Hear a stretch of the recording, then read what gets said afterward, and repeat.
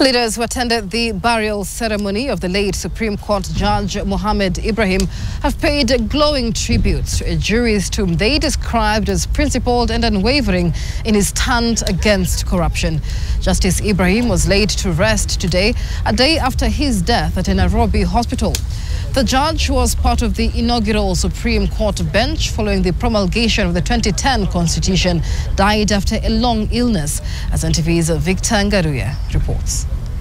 The burial of Justice Mohammed Ibrahim took place at the Karioko Muslim Cemetery in Nairobi, where family members, jurists and political leaders gathered to pay their last respects to the late Supreme Court judge. Among the Supreme Court judges present were Smoky Wanjala, Isaac Lenaola and William Ouko. Former Attorney General Justin Muturi and former Chief Justice David Maraga, now both active in opposition politics, were also in attendance. They eulogized Justice Ibrahim as a dedicated judge whose commitment to justice remained consistent throughout his career. Even when he joined the judiciary, after myself and left it, Judge Ibrahim continued to serve this country with so much commitment and dedication, and always urging that nothing should be simply bigger than the value of human life.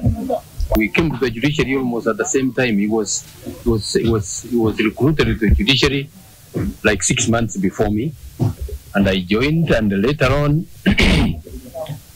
when I was CJ, I joined him in the Supreme Court.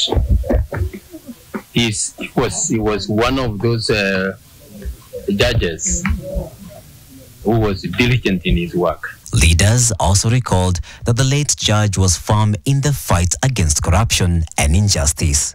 Justice Ibrahim was among lawyers who faced detention during the Kanu regime for their role in pushing for democracy and constitutional reforms. So we have lost one of the most brilliant minds in this country, somebody who has served this country with dedication. You remember, even went to detention because he was defending those who were urging for the constitutional reform.